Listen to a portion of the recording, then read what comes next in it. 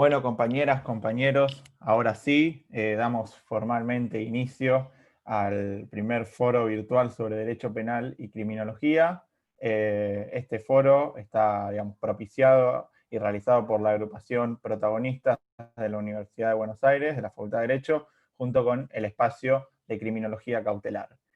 A lo largo de estos 6 paneles vamos a estar desarrollando una serie de temáticas relacionadas al derecho penal, a la justicia en general, y a temáticas que realmente tienen que ver con lo que se está desarrollando hoy en día y que son debates muy importantes de dar, digamos, en este contexto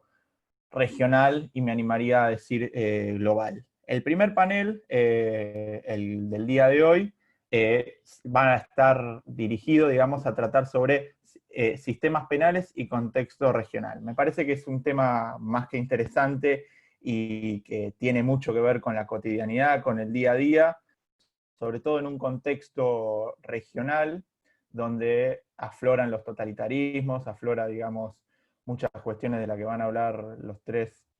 ponentes, digamos, pero me parece que es muy importante que las agrupaciones universitarias en general toquen estos temas, porque más allá de lo que es la pandemia, más allá de todo lo que viene pasando, yo creo que el totalitarismo, el autoritarismo y el resurgimiento de movimientos fascistas a nivel internacional requieren de estar atentos y vigilantes, como decía el general Perón,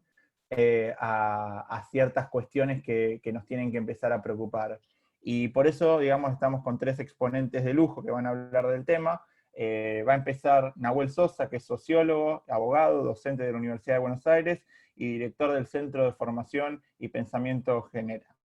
Invitamos la palabra, le damos la palabra a Nahuel, les recordamos que van a tener los micrófonos apagados y que cualquier pregunta que quieran hacer, la pueden hacer por el chat de Zoom. Así que adelante, Nahuel.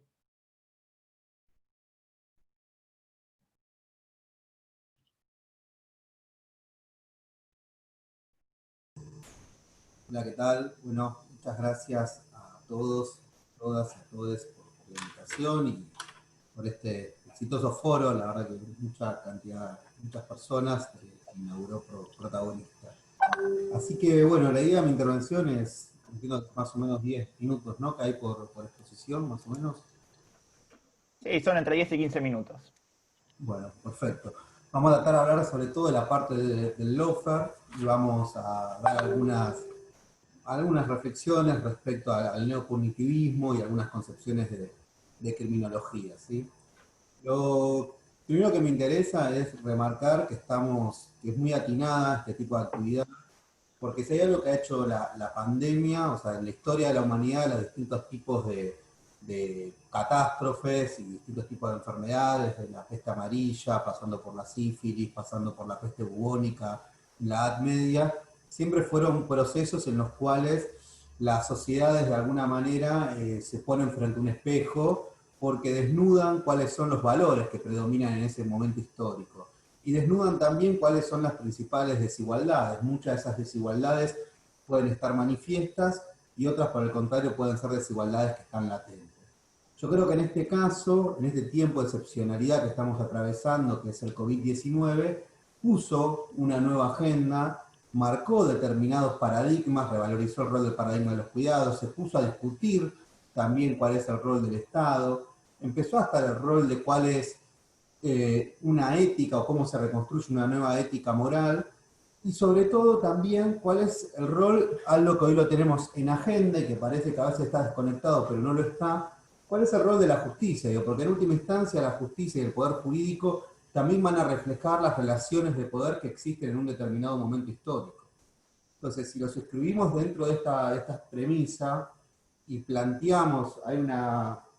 ex profesora de Derecho, Beatriz Ragland, de la cual yo formé mucho tiempo parte de su cátedra, que decía, hay vida más allá de la norma, ¿sí? Es decir, cuanto más pensamos a la norma por fuera de la norma, más comprendemos por qué esa norma se aplica de determinada manera y no de otra. Entonces, digo esto para contextualizar donde estamos dando la discusión y contextualizar también que hoy hay una disputa por cómo se sale de esta pandemia, ¿sí? Si esto es una salida con mayores discursos de odio, con procesos de concentración, con procesos donde lo que imprime, por ejemplo, algo que hoy estamos viendo, cualquiera que haya visto El dilema de las redes sociales en Netflix, donde lo que se va a imprimir es la ausencia de la ley o leyes en función de lo que son las nuevas corporaciones que hoy estimulan el mercado, o por el contrario, la salida de esta pandemia va a ser con más derechos, más Estado, más igualdad y más democracia. Si abonamos porque sea lo segundo, sin dudas debemos rediscutir cómo es nuestro Poder Judicial, cómo funciona el Poder Judicial en América Latina, porque mientras estamos llevando adelante esta charla, no podemos subrayar, y es algo con el cual está íntimamente ligado con lo que quiero exponer, que es el lawfare, que es este 18 de octubre, va a haber elecciones en Bolivia, luego de un golpe de Estado, en el cual dentro de esta pandemia en octubre también va a haber elecciones en Ecuador, donde por una medida judicial está proscripto el expresidente Rafael Correa, y donde también por medidas judiciales están proscriptos gran parte de los candidatos y candidatas del MAS, entre ellos sin duda Evo Morales. Entonces nosotros tenemos el desafío de, en un momento de pandemia, animarnos a construir nuevas narrativas jurídicas, animarnos a construir nuevas narrativas sociales, partir de la base que todo proceso de crisis marca un antes y un después en la historia, y por lo tanto son los momentos más fértiles para dar algunas discusiones. Porque son los momentos donde mayor producción de conocimiento puede haber. Dicho esto, y para ir un poco al tema que me atañe, que es el lawfare, lo primero que uno tendría que rastrear es que, por lo general, el término lawfare, digo que nosotros hacemos una adaptación a nuestra versión latinoamericana y está muy ligado a una idea de conflicto bélico, a esta idea de guerra jurídica, ¿no? No es exactamente esa la traducción, pero lo terminamos utilizando como guerra jurídica. Y es un concepto que todavía le falta mucho desarrollo teórico. Si bien está en la agenda mediática, lo leemos, se utiliza para los debates en la conversación pública, me parece que un buen aporte que podemos hacer es pensar o complejizar un poco más. Y lo primero que hay que hacer para complejizar este concepto es partir de la premisa de que el lawfare es, o por lo menos desde mi punto de vista, yo lo inscribo en el marco de una renovada doctrina de seguridad nacional. ¿Sí? Lo inscribo en el marco de una renovada doctrina de seguridad nacional que, a partir de los gobiernos post-neoliberales que se suceden en el siglo XXI, construyeron lo que muchos autores, como Estela Calón y Sotolongo, denominan una guerra de baja intensidad. ¿Sí? Y acá me gustaría recuperar algunos juristas como Duncan Kennedy, como Mauro Berente también trabaja mucho esto, de que podamos ubicar las distintas sentencias judiciales que hubo en el siglo XXI en nuestra región desde un lugar político. Es decir, hay una frase que se nos inculca un derecho sin lágrimas y sangre, ¿no? Se nos inculca un derecho que pareciera que la única narrativa válida es una narrativa jurídica con sentencias despolitizadas. Y en nombre de esa objetividad que se construye el derecho, por el contrario, en nombre de esa apolítica, que ese deber ser, que por general se nos enseña en las facultades, lo que termina paradójicamente sucediendo es lo contrario. Atravesamos un momento del mayor momento de judicialización de la política y politización de la justicia, encarado por la propia corporación judicial ese proceso. Entonces, esta contradicción no se puede entender si no entendemos al poder al poder judicial en articulación con otros poderes fácticos. Entonces, yo decía que el lawfare hay que ubicarlo en el marco de una renovada doctrina de seguridad nacional que hubo en nuestro siglo XXI. ¿Y qué quiere decir una renovada doctrina de seguridad nacional? Bueno, básicamente, como ustedes saben, a partir del siglo XXI aparecen una serie de oleadas de gobiernos populares, progresistas, Evo Morales en Bolivia, Hugo Chávez en Venezuela, Pepe Mujica en Uruguay, Lula en Brasil, que van a rediscutir, en algunos casos con algunas propuestas más radicalizadas y en otros menos, pero de alguna manera van a rediscutir el modelo de acumulación de la región. Frente a este proceso, frente a esta oleada, luego de un proceso muy fuerte, que como sabemos fue la década de los 90, en el cual nuestro capital productivo fue desplazado por el capital financiero y aparece en la región un fenómeno inédito de un capital transnacional, en la medida que aparecen estos gobiernos que van a tener como signo un cambio cultural, pero también como signo un cambio en la matriz de discutir los procesos de distribución de ingresos y de riqueza,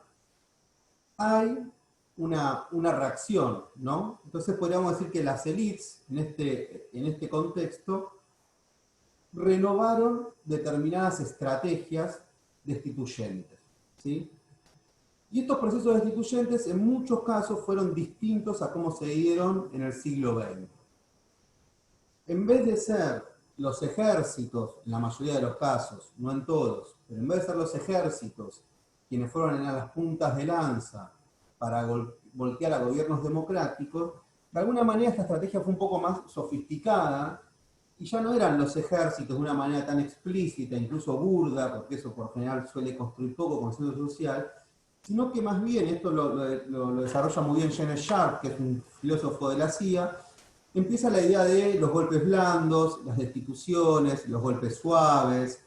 los impeachment, es decir, empieza una articulación de tácticas en las cuales lo que el Poder Judicial va a ser un actor absolutamente protagonista de esta renovada doctrina de seguridad nacional. Entonces, vamos a citar algunos ejemplos, porque en América Latina ya hubo más de 5 golpes de Estado de nuevo tipo. Yo elijo llamarlos golpes de Estado de nuevo tipo porque me parece que no son golpes a la vieja usanza y tampoco me parece que sean impeachment.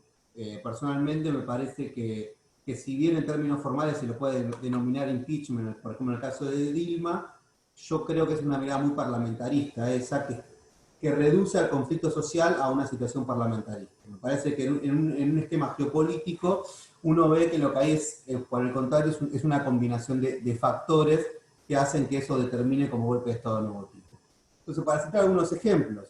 Honduras, Manuel Zelaya. Manuel Zelaya, la Corte Suprema de Honduras avala en su momento la destitución a un presidente legítimo que en 2 años de mandato un helicóptero interviene en su casa y lo secan y lo sacan afuera. Entonces, ¿se acuerdan que luego estuvo refugiado en la embajada hasta que llega Porfirio Lobo?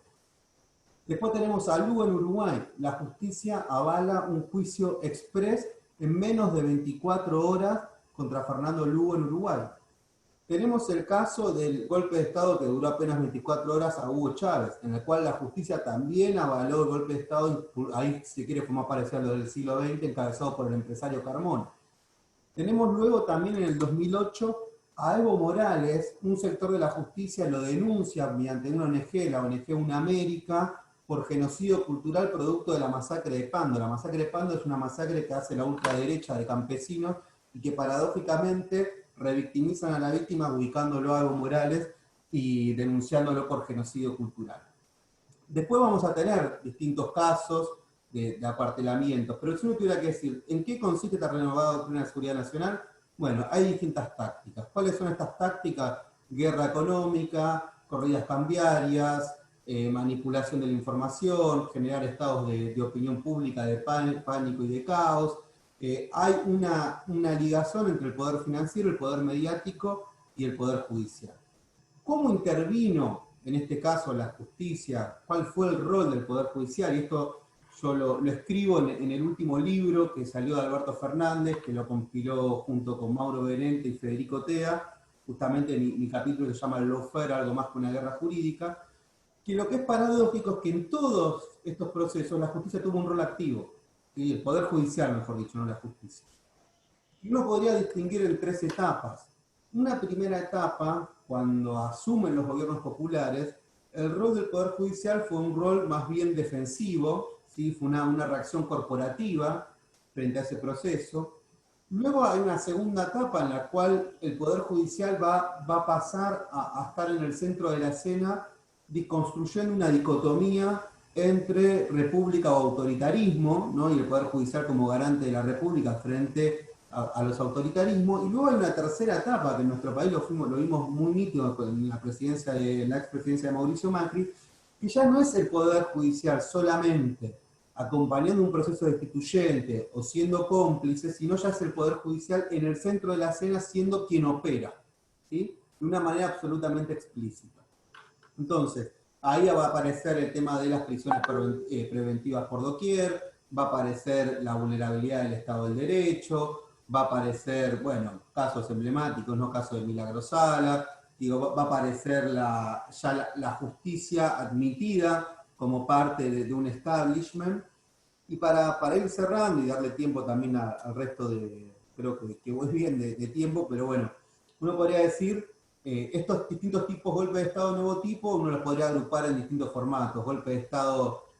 institucional, golpe de Estado cívico con agentes también militares, podemos tener también lo que es un golpe patronal, lo que comúnmente llamamos el lockout patronal, y lo que vuelvo a insistir en esta idea, lo que llama la atención es que en todos estos procesos, en algunos casos fueron exitosos y lograron consumar la desestabilización, y en otros casos no fueron exitosos, pero sin embargo construyeron un poder dañino, es que en todos estos escenarios el Poder Judicial jugó un rol o de cómplice o jugó un rol activo. Entonces eso nos lleva a una reflexión, que es la que hacía el Papa Francisco en el 2018, cuando fue el encuentro con los jueces panamericanos, que es plantear justamente que el lawfare es la manera más antidemocrática de concebir a la justicia, ¿sí? Entonces no existe una posibilidad de superar el lawfare si no es a través de un proceso profundo de democratización de la justicia. Y para finalizar, esto lo quiero encarar. Nosotros cuando vemos la criminología, justamente lo que vamos a tratar de ver es cuáles son las reacciones sociales, cuáles son las causas del delito, cómo se van construyendo distintas tipologías del delito, por qué algunos delitos cobran más relevancia que otros. Y yo creo que no podemos disociar este fenómeno del lawfare en América Latina, del lawfare, no lo podemos disociar de lo que fue la construcción de un neopunitivismo, ¿sí? Un neopunitivismo que, como bien señala Huacán, es la mano invisible del mercado y calza el guante de hierro, ¿sí? Que a diferencia del planteo de la escuela clásica de Beccaria, donde uno dice, bueno, existía una pena y la pena tenía una proporcionalidad según el delito cometido, y esa pena también tenía un rol no solo de castigar, sino también un rol de resocializar. Por el contrario, el neopunitivismo básicamente no hay una idea de resocializar, sino que por el contrario hay una idea de el guante de hierro y el castigo por el castigo mismo. Se pierde la idea y aparece la idea del descarte social, y aparece una operación, por lo general que en los medios lo vemos permanentemente, que es esta idea de los ciudadanos de bien versus los chorros, esta idea de las víctimas siempre tienen un estereotipo social, y esto de alguna manera, digo, esta construcción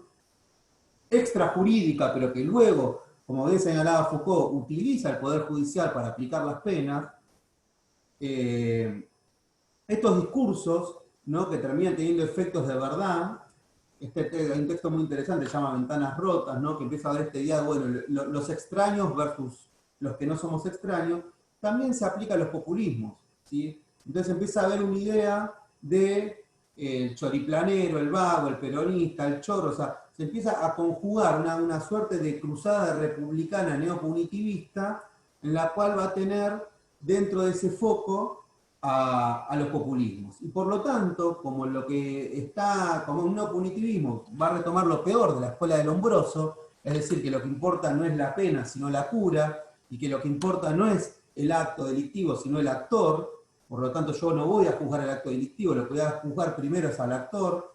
y eso construye el proceso de estigmatización. Se empieza a construir, se justifica cualquier tipo de barbaridad jurídica que se haga contra alguien, porque hay un proceso profundo de estigmatización sobre lo que esa persona representa en términos del populismo, lo popular, lo plebeyo, en el sentido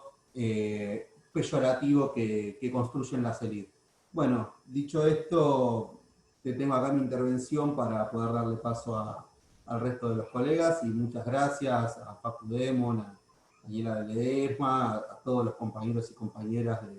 de protagonistas de Derecho por esta gran iniciativa y este exitoso foro.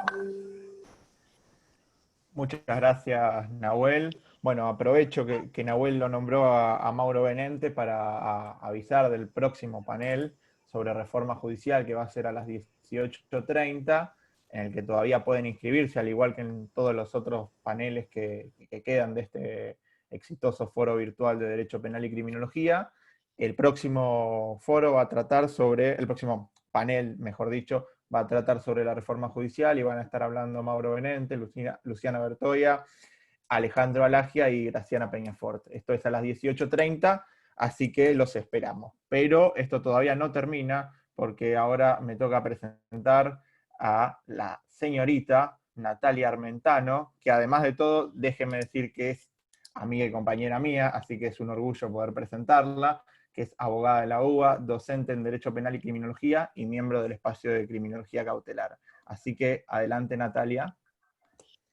Bueno, muchas gracias por la presentación y agradezco que me hayan invitado a formar parte de este foro, así que los saludo a todos y todas. Bueno, retomando un poco lo que venía hablando Nahuel recién,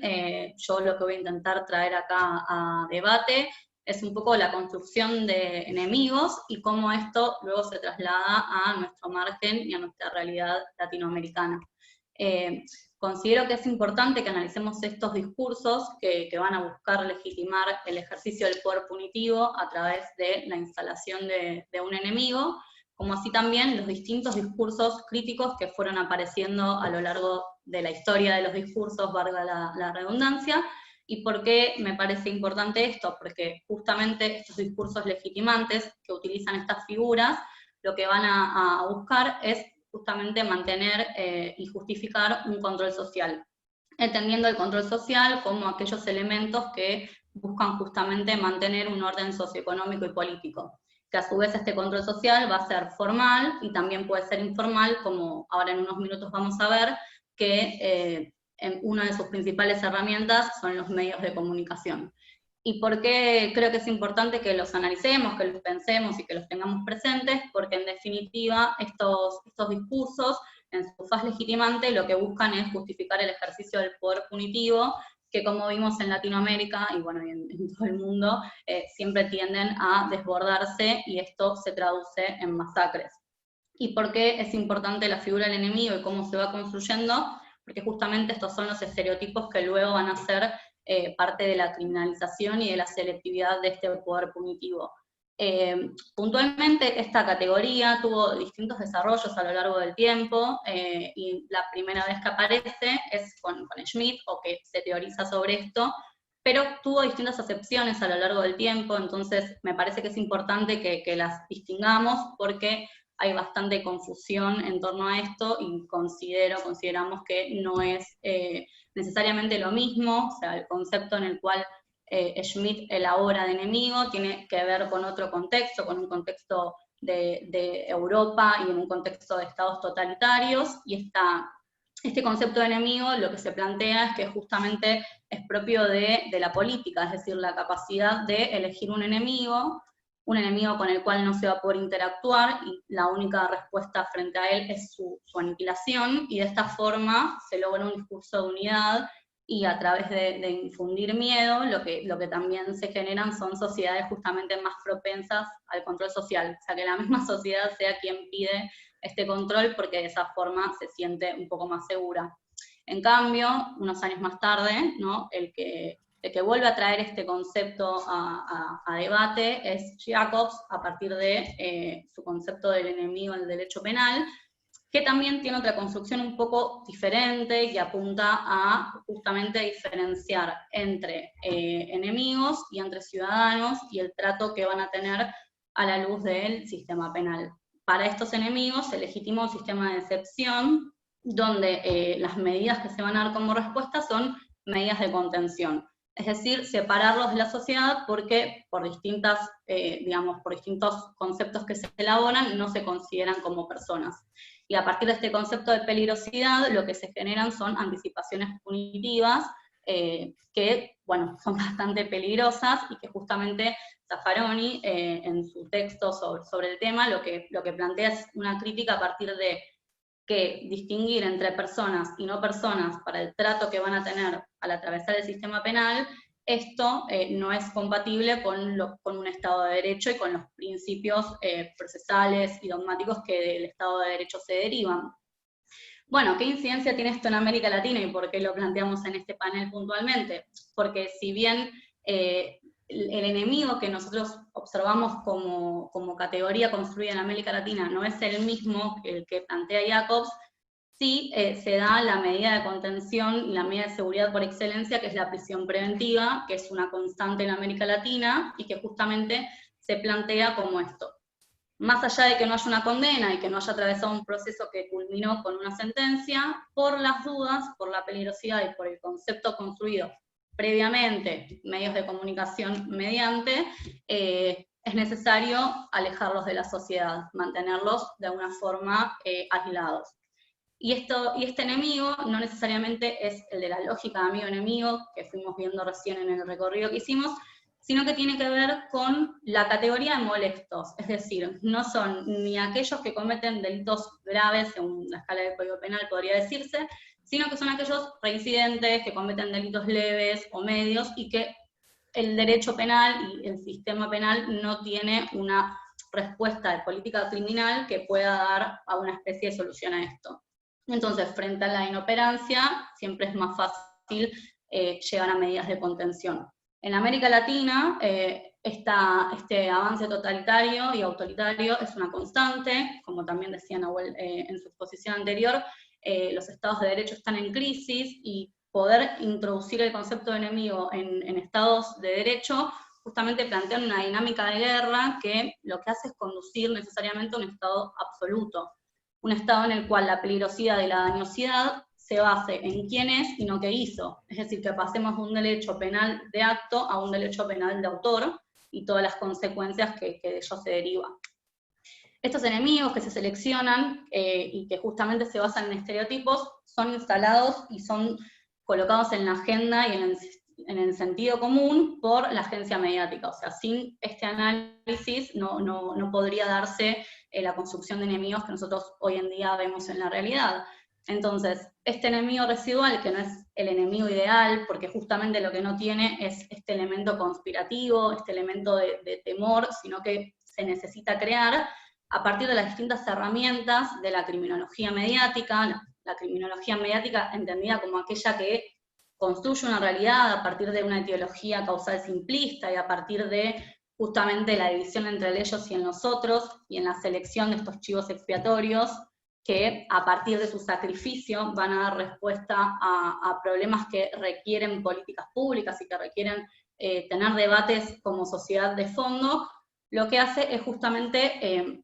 sostener este status quo que yo planteaba al principio en la introducción, y sostener esta sociedad de exclusión, ¿no? Una sociedad de un 70% de excluidos y un 30% de incluidos, que sin estos enemigos y sin esta exclusión no se puede sostener. Entonces, me parece importante tener en cuenta en esta construcción del enemigo cuál es el rol que juegan los medios de comunicación en esta construcción de realidad, que no necesariamente va a ser solo con la información, sino con el juego que se genera entre la información, la desinformación, la subinformación, cuáles son los enemigos que tenemos residualmente y cuáles son los que en algún momento determinado ocupan la primera plana. O sea, tener en cuenta esta dinámica para poder analizarla y para poder entender, cuándo justamente se avanza hacia un desborde del poder punitivo que se da en casi todos los casos, porque justamente este estereotipo y esta rienda suelta a las agencias ejecutoras, que en definitiva son quienes seleccionan a partir de estos estereotipos, ya hemos tenido distintas experiencias que nos demuestran que terminan en masacres. Entonces, yo lo que planteo a modo de ejemplo, se puede ver, un poco con lo que decía también Nahuel recién, con todas las distintas dictaduras y con los distintos golpes de Estado que se fueron dando, que si bien cambian las características dependiendo de cada contexto, de cada país, de cada sociedad, se dan estos puntos en común. Y, por ejemplo, yo analizaba el caso de Chile cuando lo pensaba, y el último toque de queda que terminó con numerosas muertes y represión. Y esto tiene que ver también porque justamente cuando se busca un avance de masas y se pone en jaque este sistema de exclusión, necesariamente la respuesta es la represión, y prevalece el status quo como está planteado. En el caso de Chile, todos seguramente están al tanto, pero hace un año se daban numerosas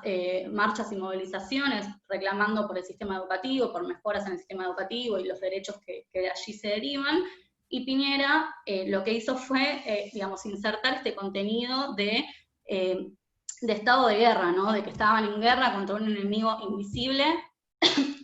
e implacable, y que la única forma de poder solucionar esto era con represión. Entonces, si vemos en ese ejemplo, todos los casos que yo planteé recién y todos los elementos se encuentran en este caso puntual. Entonces, a modo de conclusión, esto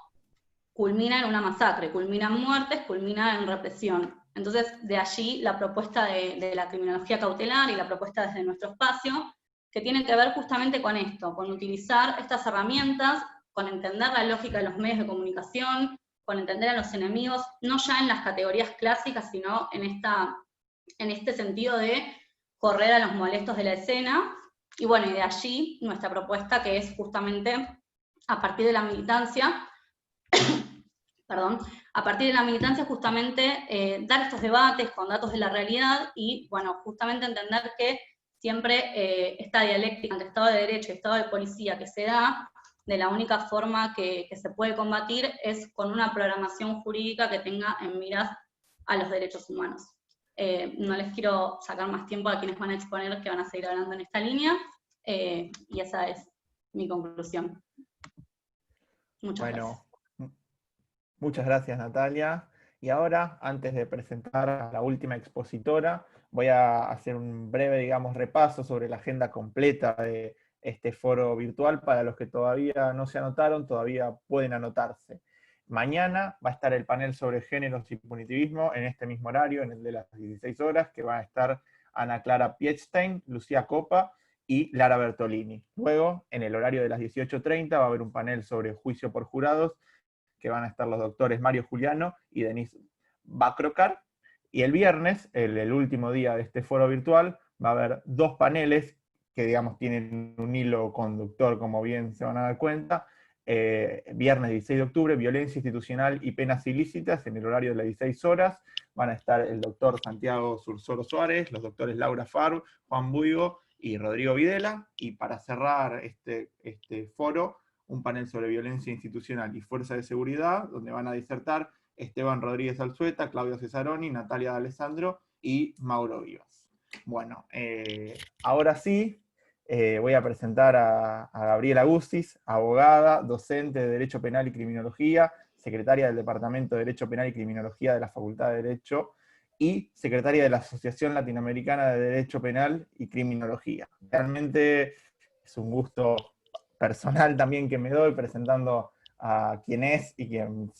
siempre será mi maestra número uno, digamos, Gabriela. Así que una vez más agradeciéndole a los compañeros de protagonistas y a los compañeros del espacio de criminología cautelar. Bueno, Gabriela, te escuchamos. Bueno, gracias al espacio de protagonistas de derecho y al SC, al espacio de criminología cautelar, por la invitación. Gracias por hacerme sentir en casa y estas cordiales y ensalzadoras, vamos a decir, palabras por parte de Nico. La verdad que para mí es un orgullo estos espacios de debate y es un orgullo el equipo al que pertenezco y del que me siento aparte, así que felicitaciones para todos ustedes por esta gran iniciativa. Y además agradecida porque siempre me gusta estar en el espacio donde creo que se pueden dar los cambios, que es el espacio de discusión, el espacio de la militancia, el espacio de las estudiantes y compañeros docentes, así que, bueno, muy agradecida por esta invitación. Hoy nos toca hablar, al igual que mis compañeros, de la realidad de América Latina, sistemas penales y América Latina. Me gustaría, a propósito de lo que ya dijeron mis compañeros, retomar algunos datos que relevan de algún modo, podemos decir, muy someramente, simplemente para tener una enunciación y conocer un poco más el cuadro de la realidad de nuestros sistemas penales en América Latina, observar algunas situaciones que nos atraviesan, advirtiendo y teniendo en cuenta que la posición desde la que estoy planteando esta charla el día de hoy es una posición marginal de la criminología crítica latinoamericana, marginal y decolonial, así que como no voy a poder desarrollar todo esto, simplemente lo quiero dejar enunciado para que sepan también desde dónde uno habla y desmitificar los espacios asépticos de discusión académica. Si hablamos de América Latina, digo, históricamente, genealógicamente, pero también en la actualidad, tenemos que hablar de los más altos índices de violencia, la mayor cantidad de índices de tasas de inequidad social en el mundo, el mayor índice de coeficiente de Gini, que habla de la mayor inequidad social en el mundo, superando incluso al continente africano, algo que tal vez poco se sabe, pero que está destacado por todos los informes de Naciones Unidas. La mayor tasa de encarcelamientos, tasas que superan en todos los países de América Latina, o en prácticamente todos los países de América Latina, tasas de 200 cada 100.000 habitantes, que ya resultan ser alarmantes cuando hablamos de sistema penal y de tasas de prisionización.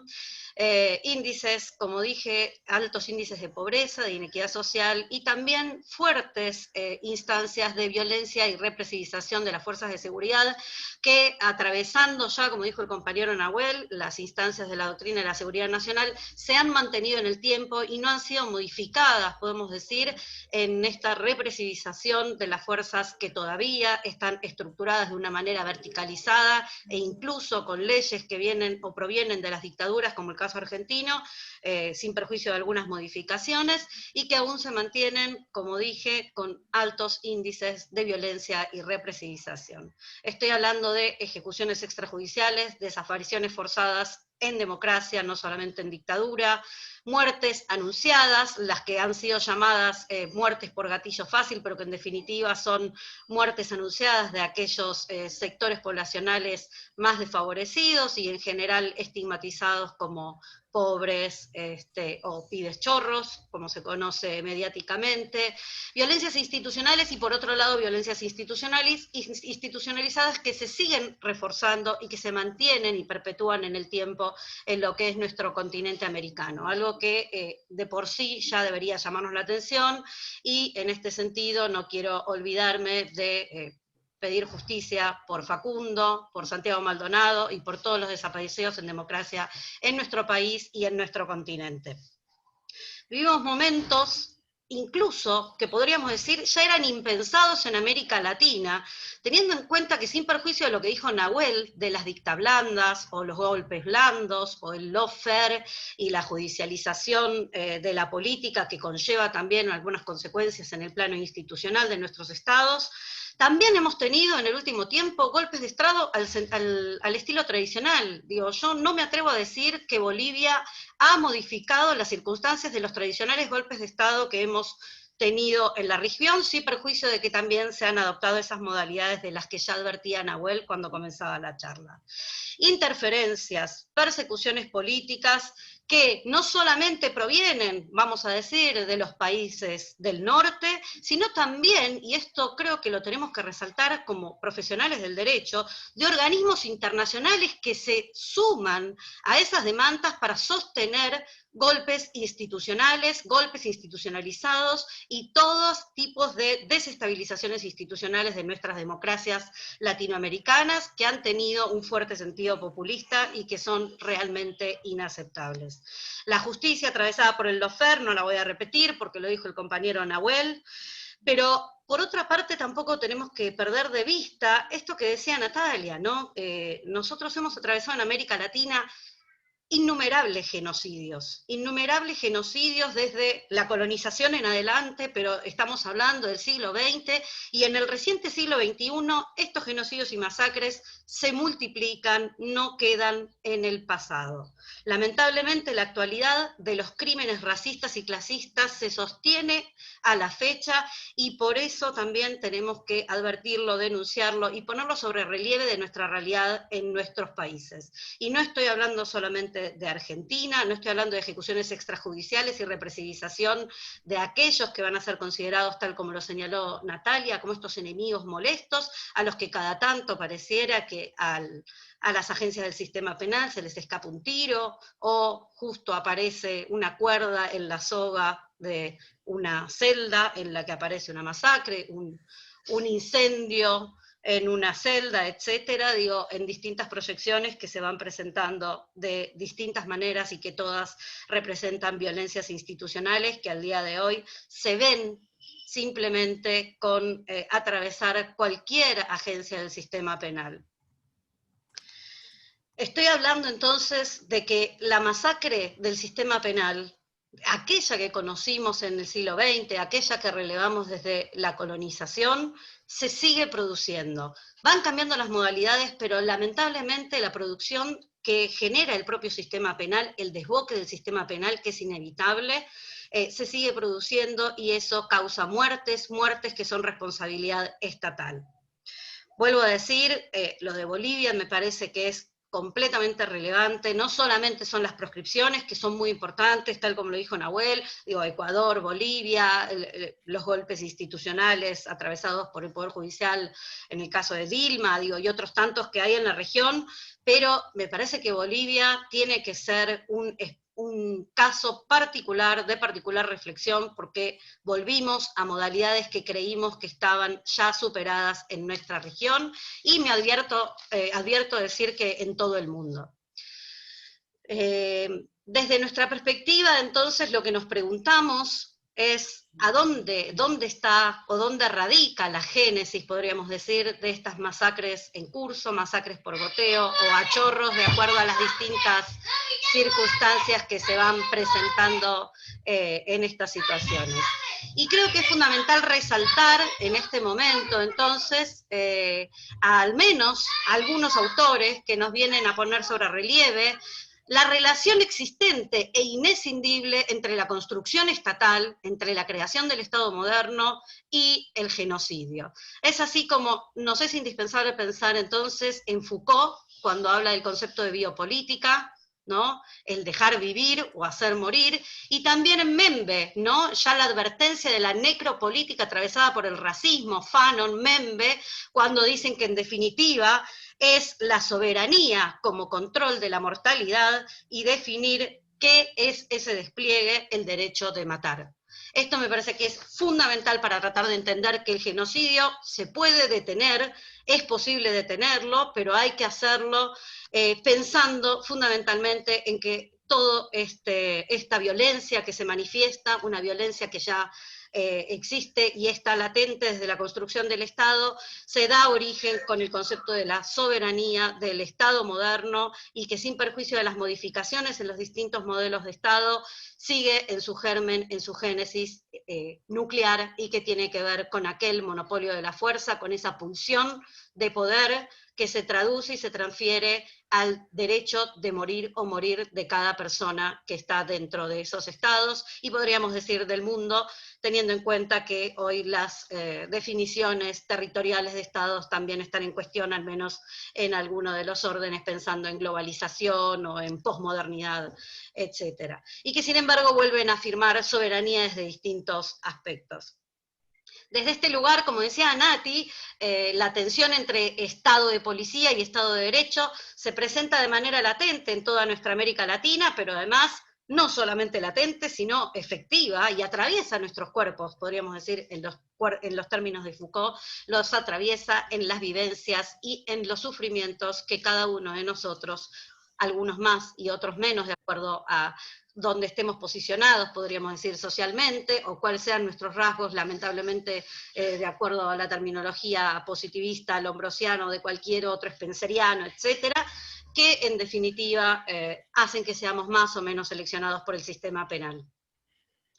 En este sentido, me parecía interesante que, sin perjuicio de todo esto, que es bastante desalentador, pensemos fundamentalmente en cómo opera el sistema penal, no solo en aquellos, como señalaba Natalia, que son los molestos, aquellos que van a ser los criminalizados, sino que también pensemos en aquellos que, además de ser vulnerables, de ser seleccionados, de responder a distintos estereotipos sociales atravesados por el racismo, por el clasismo, porque nuestra cárcel tiene un color, nuestra cárcel tiene una clase, nuestro sistema penal opera seleccionando a través de esos estereotipos, y nuestro sistema social represiviza en función de la clase y del color que tenga nuestra piel, ¿no? Tiene una melamina, un color, y sin perjuicio de eso, me parece que lo que nos importa acá también es pensar,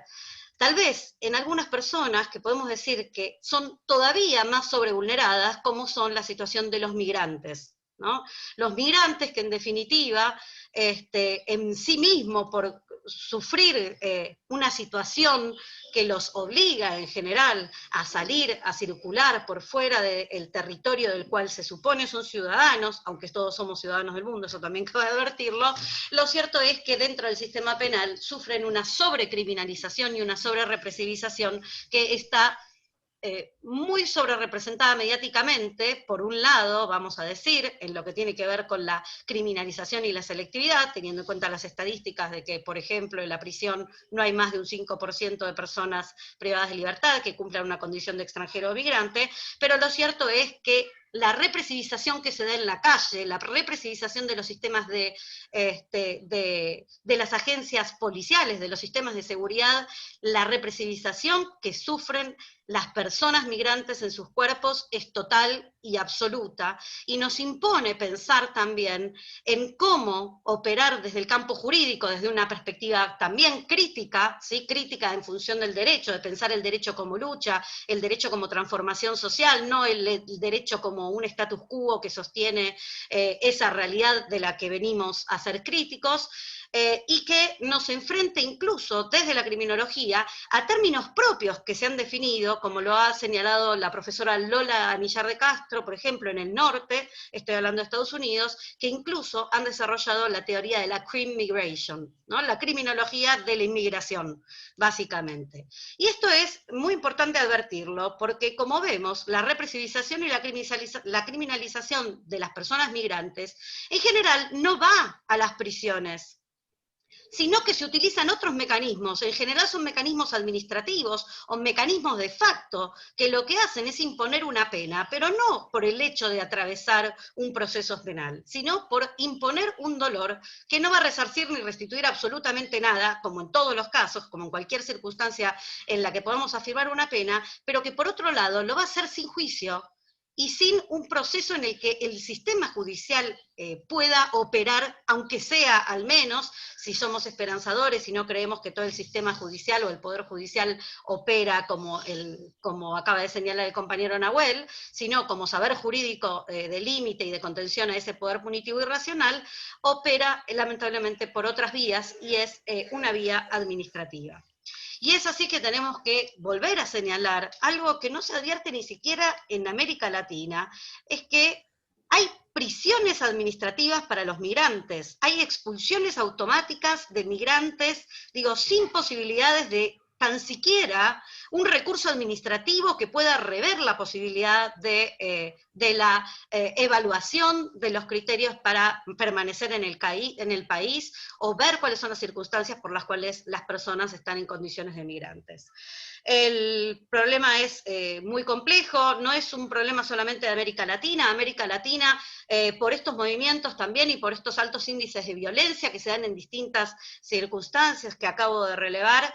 lo cierto es que tiene una gran movilización de migrantes, pero sin perjuicio de la construcción mediática, que parece que el delito y la criminalización, la seguridad, etcétera, están todo en manos de migrantes que nos vienen a robar el trabajo, que nos vienen a robar, no sé, las cosas, los bienes, etcétera. Lo cierto es que opera de una manera muchísimo más fuerte, más directa, y sin necesidad de atravesar ni siquiera, vuelvo a decir, un proceso judicial con las garantías del debido proceso para los migrantes de una manera muy violenta y que en muchos casos implica incluso llegar hasta situaciones de desesperación y muerte. En definitiva, este cuadro de situación parece bastante desalentador, pero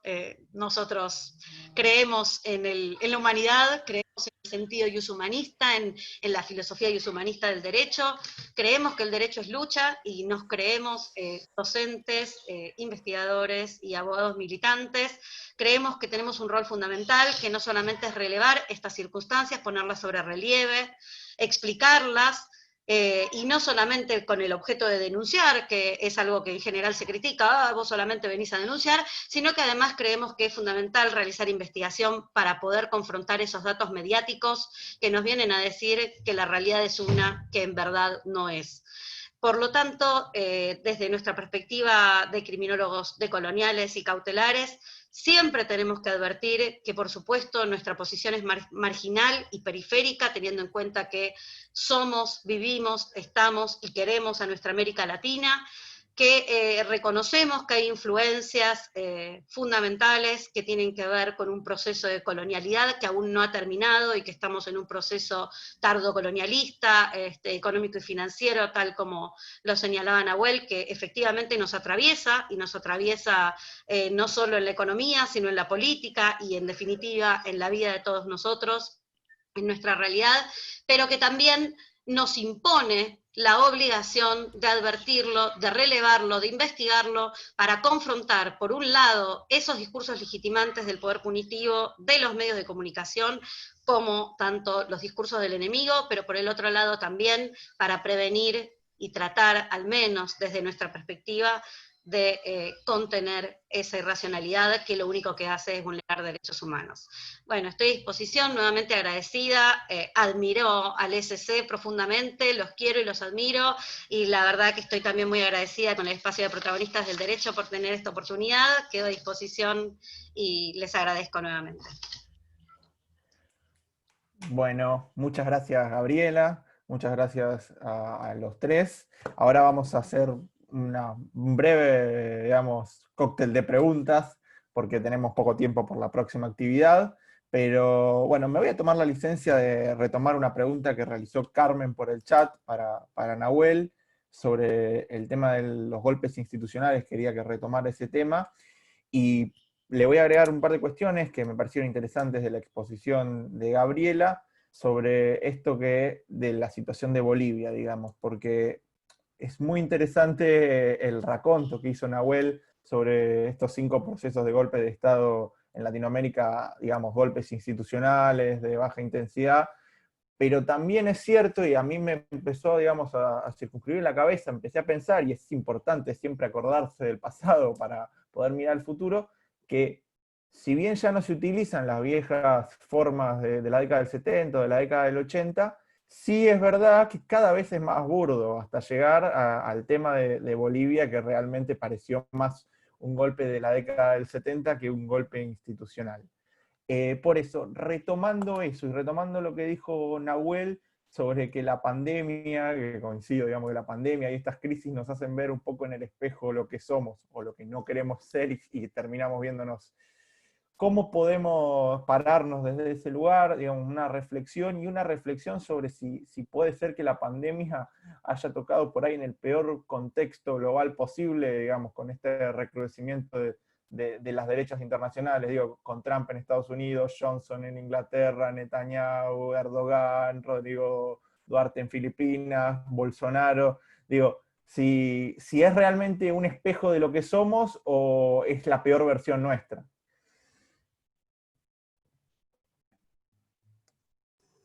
Bueno, yo, a ver, muy breve, porque nada, la primera intervención capaz que hablé mucho y para darle. Yo creo que es cierto que lo de Bolivia tiene más características de un golpe clásico que de un golpe de nuevo tipo, pero no obstante, me parece que cuando uno ve, o sea, lo que pasó en Bolivia en el 2008, la masacre de Pando, cómo la derecha ahí utiliza una ONG, que era una en América, esto es la primera vez que se utiliza una ONG acusando a Evo Morales de genocidio cultural, y lo querían llevar al Tribunal de la Haya. Después, la articulación que hubo entre la media luna, es decir, un proceso previo a esta parte, si se quiere, más burda, ¿no? Que todos vimos y que nos hizo recordar más a un golpe al estilo tradicional de la década del 60, 70 que a la actualidad. Pero previo a Evo Morales hubo una situación de guerra económica, hubo lockouts patronales, hubo un estado de guerra psicológica, y aún así es un golpe que se da en nombre de la democracia y de la cual la mayoría de los países lo reconocieron. Entonces, tiene componentes tradicionales, pero yo creo que tiene muchos componentes que tienen más que ver con una renovada doctrina de seguridad nacional, ¿sí? Y después, por otra parte, me parece que también esto hay que ubicarlo en el marco de lo que es, cuando yo decía el golpe institucional, es básicamente el que se dio a Lugo en 24 horas, y después ahora se le dio a Dilma, que para mí fue un golpe a la paraguaya, que luego se le proscribió a Lula. Entonces digo, esto todo es una estrategia sincronizada. Y lo que digo es que si bien lo da la institución, uno no puede tener una mirada localista que detrás no esté una estructura geopolítica, ¿sí? Entonces yo a veces rechazo un poco esa idea de pensar solo que es una cuestión de un parlamento, que tantos diputados votaron a favor y tantos en contra, que es un impeachment y no es un golpe.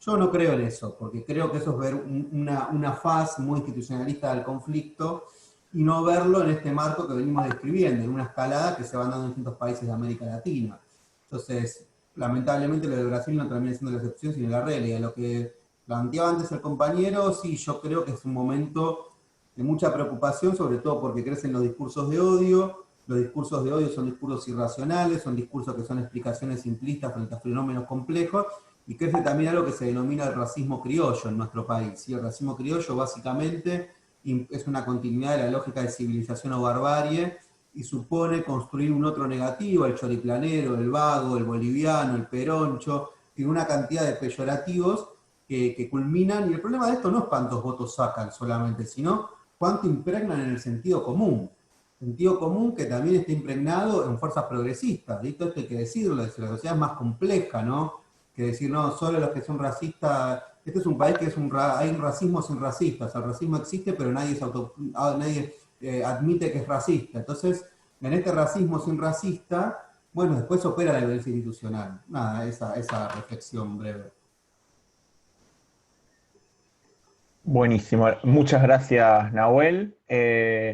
Ahí veía que le estaban pidiendo a Gabriela que cuente un poco dónde puede encontrar esos textos que estaba recomendando, pero vi que ya Cintia le había contestado. No sé, Gabriela, si querés hacer alguna cuestión más con respecto a este texto del que estabas hablando. No, creo que se lo pueden pedir al SC y ahí dejaron los datos, así que básicamente, y bueno, después si están interesados en profundizar, hace poco en la Asociación Latinoamericana de Derecho Penal y Criminología hicimos una declaración, un manifiesto, justamente por esta situación y cómo estamos atravesados por toda esta cuestión, no de ahora, sino de siempre, pero cómo se está observando en la realidad latinoamericana una vuelta con otras formas, o no, en el caso de Bolivia claramente vuelvo a decir no, pero que se intenta permanentemente, ¿no? Intervenir, podríamos decir, en nuestras independencias y autodeterminación de nuestros pueblos para una geopolítica que nos supera, pero creo que con esos textos, y los dos los pueden pedir al SC, va a estar bien. Bueno,